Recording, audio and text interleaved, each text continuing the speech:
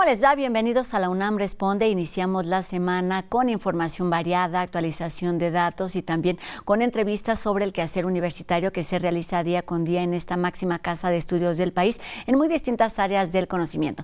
Los invitamos para empezar la semana que se pongan en contacto con nosotros a través de todas nuestras redes sociales. Ustedes ya las conocen y además están apareciendo en esta pantalla. Sigamos la conversación fuera de este programa.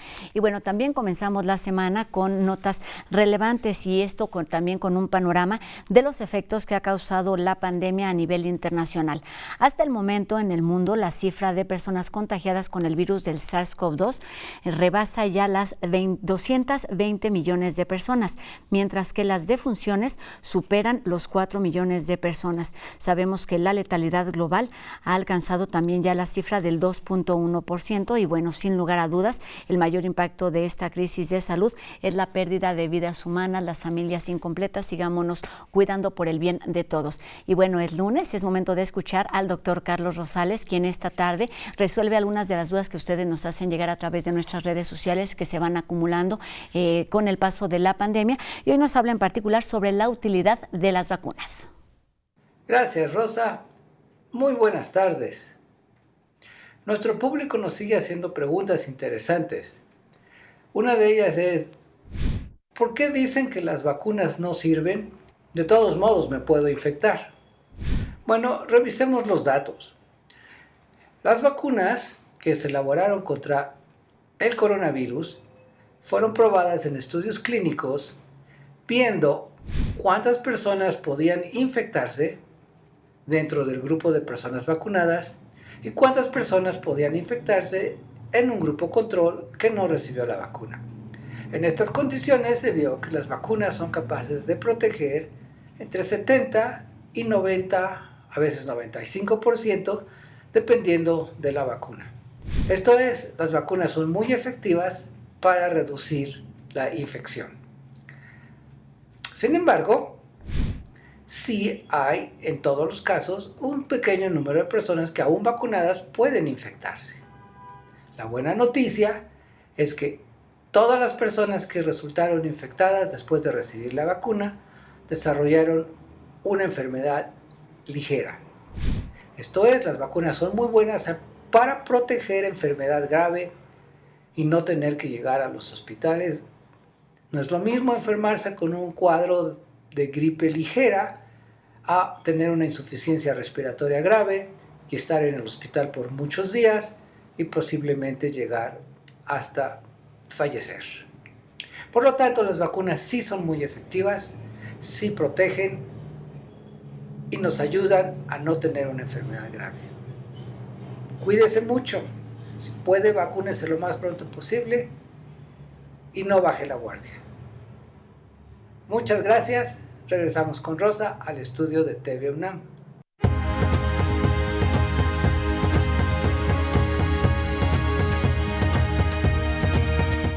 ¿Cuáles son las posibilidades que la electricidad ofrece en términos de movilidad, pero también pensando en los beneficios de la protección y el cuidado del medio ambiente?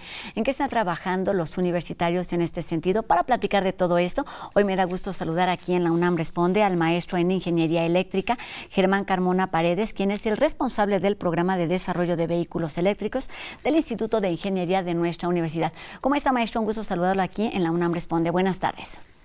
Buenas tardes, ¿cómo están todos? Muchas gracias por la invitación. Gracias, maestro. Pues es que hay mucho de qué hablar, han estado muy presentes en las noticias, pero bueno, el trabajo que se desarrolla en este instituto es ya de muchos años, de mucha experiencia, y comencemos por un término muy abierto y quizá muy básico para quienes no nos dedicamos a esto, maestro. ¿A qué se refiere el término de movilidad eléctrica? Bueno, llamamos movilidad eléctrica o electromovilidad, cualquiera de las dos palabras son bien usadas. Cuando nos referimos a la aplicación de sistemas eléctricos, de motores eléctricos en vehículos, para tener entonces vehículos eléctricos para las diversas aplicaciones que tenemos, aplicaciones de transporte público, de reparto de mercancías, uso privado. Entonces es el uso de los motores eléctricos y asociado normalmente a bancos de baterías o energía eléctrica en general. Los trolebuses son vehículos eléctricos, por ejemplo, para tener movilidad con este tipo de sistemas.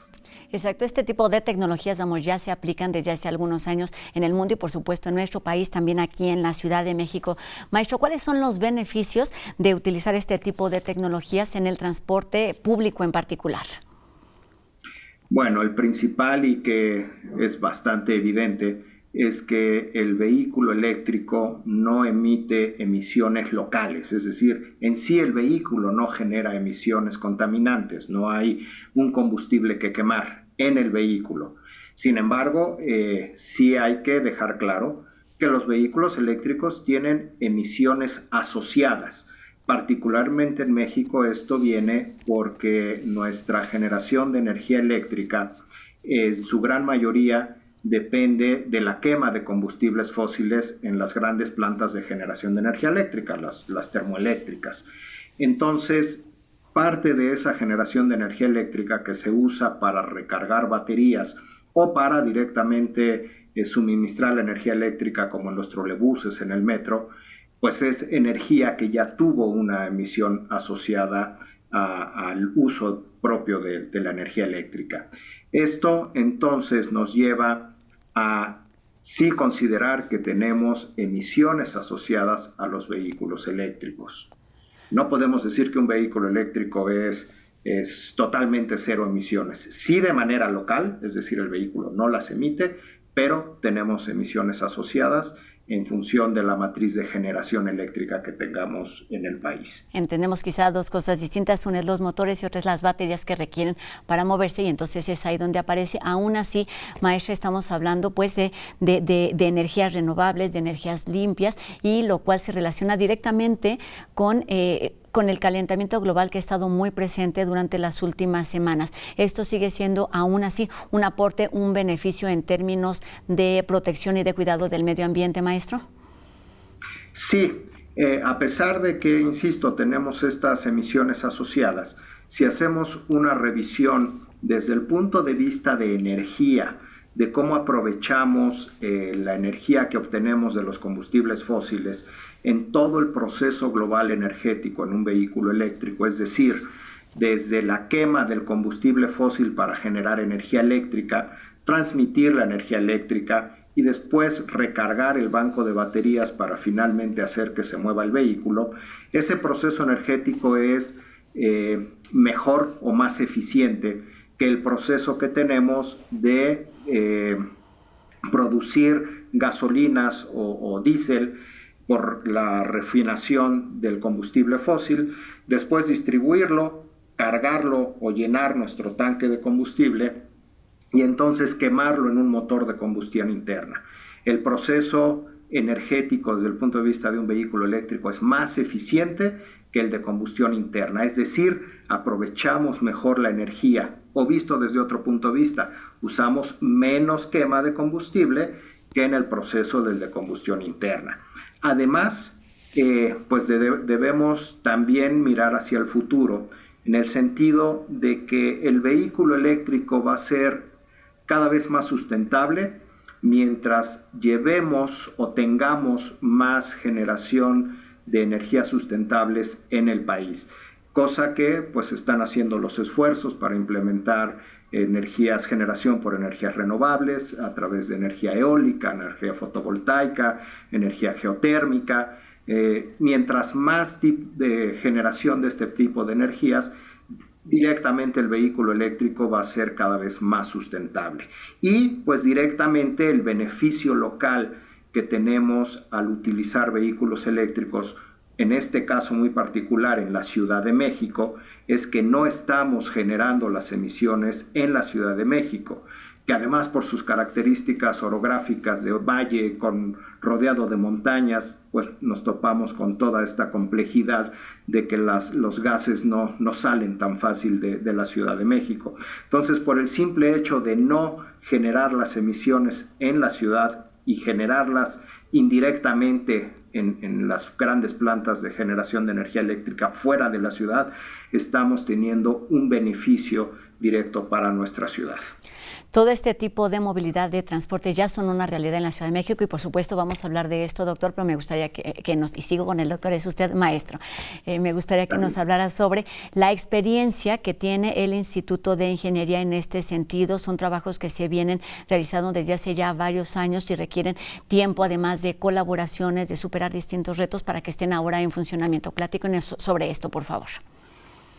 Sí, pues en el Instituto de Ingeniería iniciamos este programa de desarrollo de vehículos eléctricos hace ya más de, ya casi 30 años. En 1993 iniciamos el programa sentando un grupo de investigadores, académicos, nos sentamos para ver qué podíamos aportar en el desarrollo de la movilidad en general.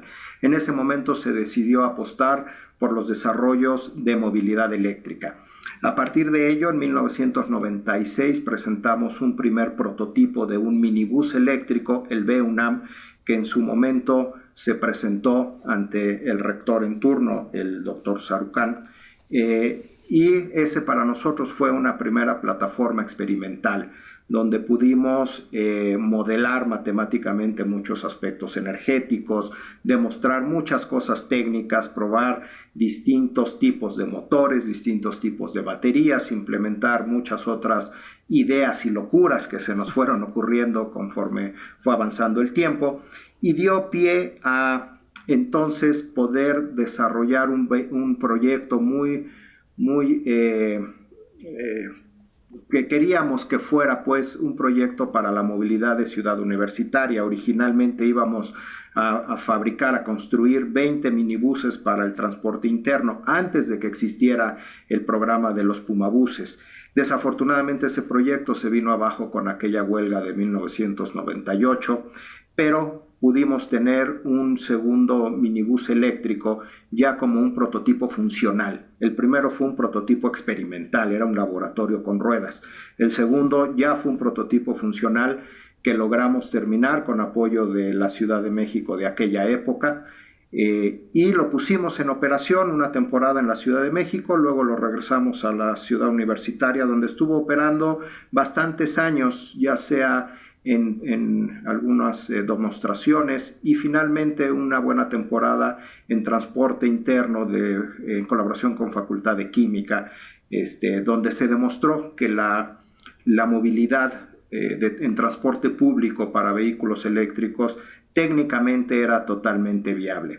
Con el pasar de los años, pues también fue evolucionando mucho los sistemas eléctricos, los motores cada vez más eficientes, pero principalmente los bancos de baterías. Nuestros primeros desarrollos los hicimos con baterías de plomo ácido, que era lo que se tenía disponible en aquella época, y hoy por hoy tenemos las baterías de litio, que es lo que nos permite tener ya condiciones técnicas y económicas viables para la aplicación de vehículos eléctricos en transporte público. En el transporte público ya tenemos demostrado a través de tantos proyectos que hemos desarrollado que técnicamente es viable y económicamente es viable. La gran diferencia, el vehículo eléctrico como costo de inversión sigue siendo superior al de combustión interna, pero como costo de operación es mucho más bajo que el de combustión interna. Entonces, logrando hacer un programa, un proyecto completo donde también atendamos la parte financiera, las inversiones y los financiamientos adecuados en los periodos de retorno de tiempo adecuados, el transporte público eléctrico es totalmente viable. Y luego, si le sumamos a las condiciones del gobierno actual de la Ciudad de México, que lo encabeza la doctora Claudia Sheinbaum, que es investigadora de la UNAM, particularmente del Instituto de Ingeniería, y conoce muy bien todos los beneficios que se tienen al implementar nuevas tecnologías, pues es claro que se dieron las condiciones para poder implementar transporte público en la Ciudad de México, que es en lo que estamos también colaborando directamente con el gobierno actual de la Ciudad de México. Platíquenos de esto, doctor, porque muchísimas veces todos estos trabajos de investigación pues son trabajos largos, complejos en cuanto a creación, en cuanto a desarrollo, en cuanto a manufactura y también quizá pues, en ponerse en funcionamiento. Nos platicaba antes de comenzar que están iniciando esta nueva colaboración de un nuevo Metrobusito. Platícanos de sus características y de cómo es posible esta puesta en marcha después de las colaboraciones con otras instancias como es el gobierno de la Ciudad de México. Sí, en realidad hemos logrado tener una colaboración, como le llamamos, de triple hélice, es decir, gobierno, academia e industria. Estamos también trabajando de la mano con la industria. Lo que tengo claro durante muchos años que hicimos desarrollos propios, nosotros solitos ahí en la universidad, pues son desarrollos que generalmente se quedaban guardados en el laboratorio, se terminaban, se publicaban, se probaban y se quedaban guardados en un laboratorio. Con esta vinculación con la industria y con el gobierno, tenemos varios proyectos de desarrollo a través de la SECTEI, la Secretaría de Educación, Ciencia y Tecnología de la Ciudad de México, donde estamos haciendo desarrollo de sistemas para tener vehículos eléctricos desarrollados 100% en México. Tenemos ya en colaboración con una empresa, la empresa Potencia Industrial, que yo conozca, el único fabricante que diseña a medida motores y generadores eléctricos de muy alta calidad. Hemos podido desarrollar trenes motrices para coches, estamos en proceso de los vehículos tamaño minibús, autobús de 9 metros, autobús de 12 metros, que también ya estamos por implementar para el transporte público de la ciudad. Y también hemos trabajado en conjunto con otras empresas con las que han logrado armar los proyectos globales con financiamiento para poder traer vehículos importados, porque también hay que empezar a aplicar tecnologías que ya existen en el mundo para poder financiar estos proyectos como los metrobuses eléctricos grandes articulados. Ya hay 10 funcionando en la Ciudad de México. Y luego también tenemos un pequeño minibús de 6 metros, que ahora lo conocemos como el Metrobusito, que ha hecho mucho revuelo, que es un vehículo que estamos evaluando desde el punto de vista movilidad, no desde el punto de vista técnico. Desde el punto de vista técnico es un vehículo comercial, ese no lo hicimos nosotros, es un vehículo de origen turco, técnicamente está maravilloso, pero y estéticamente también. Es precioso el vehículo, el Metrobusito, y lo estamos ahorita, está en funcionamiento ya con el sistema Metrobús en la ruta de Reforma, para evaluar la aplicación de este tipo de vehículos, de este tamaño de vehículos. Necesitamos revisar qué rutas nos conviene atender con autobuses enormes como los metrobuses articulados o biarticulados. ¿Qué rutas es mejor trabajarlos con autobuses de 18 o 15 metros? ¿Cuáles conviene de autobuses de 12? ¿Cuáles conviene con autobuses de 9 metros? ¿Cuáles conviene con minibuses de 6? Eso no significa que exista ya un programa de sustitución. Eso es un gran error tratar de pensar en ello. Ahorita estamos en un proceso de evaluación desde el punto de vista movilidad, para ver dónde conviene implementar vehículos de este tamaño con tecnología 100% eléctrica. Maestro, estamos por terminar la entrevista y no tengo otra pregunta más que preguntarles sobre las expectativas, las oportunidades. ¿Es una realidad? ¿Son también el resultado de satisfacer necesidades que se dan a nivel incluso global, pensando en beneficios económicos, pero por supuesto también ambientales? ¿En qué lugar estamos parados hoy y cuáles son esas oportunidades, digamos, a un corto y mediano plazo, maestro? Bueno, estamos parados en la realidad de la electromovilidad. La electromovilidad es el presente ya y desde luego pues es lo que viene, sobre todo para transporte público, donde es claro que el costo-beneficio de la movilidad eléctrica está a favor del vehículo eléctrico. Es también claro donde podemos generar programas de financiamiento y de inversión para beneficio de la sociedad a partir del transporte público. Eso nos llevará a que cada vez la electromovilidad tenga mayor penetración comercial y por lo tanto los costos empiecen a bajar, y en su momento pues seguramente la gran mayoría de las personas, ya desde el punto de vista privado, podrán tener acceso a vehículos eléctricos cada vez más baratos. Hay algunos estudios que nos dicen que el vehículo eléctrico en muy pocos años, en 3-4 años, costarán prácticamente lo mismo que uno de combustión interna. El vehículo eléctrico en pocos años estoy seguro que inclusive costarán menos que uno de combustión interna, puesto que sus sistemas son muy simples comparados con un motor a gasolina, aunque lo más caro ahorita siguen siendo los bancos de baterías, pero que siguen evolucionando y cada vez siguen siendo más económicas. Ese es el camino, y entonces pensando en todo este largo proceso, desde creación, desde investigación, desarrollo, colaboraciones, en una palabra, doctor, ¿cuál ha sido la etapa de ese proceso que ha sido más complicada a lo largo de más de, o casi 30 años de trabajo en el Instituto de Ingeniería? Bueno, pues por un lado me da mucho gusto ver que hoy en día estábamos en lo cierto de lo que planteamos hace más de 25 años.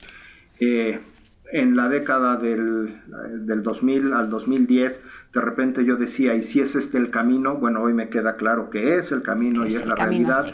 Y lo que también tenemos claro es que desde el punto de vista de desarrollo tecnológico, tenemos todas las condiciones para poder tener una industria del vehículo eléctrico nacional, que también tenemos que atender todo lo que significa infraestructura de recarga eléctrica, que ya se está haciendo, tiene que ir de la mano con todos los proyectos de desarrollo tecnológico de la electromovilidad, y así es como lo estamos atendiendo de manera global, con esta vinculación con el gobierno local y con la industria asociada a los vehículos eléctricos. Mucha paciencia y también mucho trabajo. Estas que son ya realidades en la Ciudad de México deben replicarse en otras entidades de nuestro país, como sucede también a nivel global. Maestro en Ingeniería Eléctrica, Germán Carmona Paredes, del Instituto de Ingeniería de nuestra universidad. Muchas gracias por estos minutos. Enhorabuena por todo este trabajo realizado y los éxitos que están ahí a la vista y al alcance de todos los usuarios y pobladores de la Ciudad de México. Buenas tardes, maestro.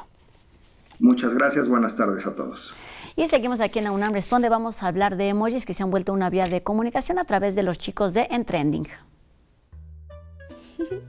Me siento feliz. Estoy triste. Vete a la... ¿Cómo? No entendí. Gracias a estos variados y divertidos grafismos llamados emojis o emoticones, podemos simplificar y hacer más rápidas nuestras conversaciones a través de los chats en las redes sociales. Los primeros integrantes del lenguaje emoji, creado por el japonés Shigetaka Kurita, se parecían mucho a los diseños de juego de Pac-Man, y no cabe duda que con el tiempo han evolucionado. Muy rápidamente fueron ocupando espacios dentro de los dispositivos tecnológicos, y en 2010 más o menos, los diseños que él hizo se convirtieron ya en un estándar global para todas las compañías telefónicas. Los emojis llegaron para enriquecer el lenguaje y abrir posibilidades. Los emojis empiezan a ser un reflejo muy interesante de la diversidad cultural. Yo recuerdo que al principio todas las caritas, no estas de smile face, sino todas las otras, tenían un único color de piel, y a partir de hace algunos años existe la posibilidad de que tú elijas con cuál de esas pieles, con cuál de esos colores te identificas, y existe la posibilidad además de que tú decidas si pones cara de típicamente niño, niña, o algo que no se identifica con ninguno de los dos casos. Ha sido tan vasto el uso de emojis que en el 2013 el australiano Jeremy Burke creó la Emojipedia, donde se describen por categorías cada uno de los iconos que utilizamos a diario. Incluso a partir de ellos se han generado poemas. Es una manifestación cultural contemporánea que habla de la riqueza creativa que alguien puede tener utilizando este tipo de recursos. La desventaja sería que los jóvenes o las nuevas generaciones dejen de usar el lenguaje dejen de tener la posibilidad de conocer el lenguaje escrito en toda su riqueza. Los emojis son herramientas que nos ayudan a reducir y simplificar nuestras ideas y el número de caracteres en un mensaje. Coexisten con el alfabeto, pero no lo pueden sustituir. Para la investigadora Celia Díaz, los emojis te muestran que el lenguaje es algo vivo y está en permanente transformación.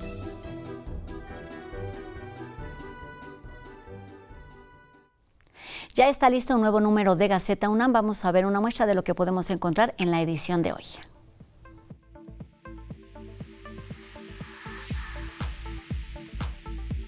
Comenzamos con la despenalización del aborto en el estado de Coahuila.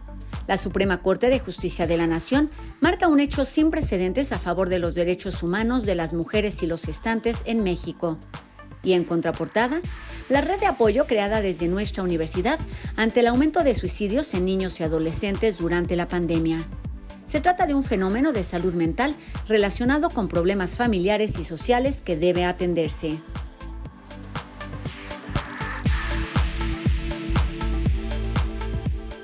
Así comenzamos una nueva semana. Los invitamos a que nos acompañen el resto de los días aquí en la UNAM Responde y también a que nos escriban a través de todas nuestras redes sociales. Ustedes ya las conocen, están apareciendo en la pantalla y bueno, nos encontramos aquí el día de mañana, por supuesto, por TV UNAM 2:30. Adiós.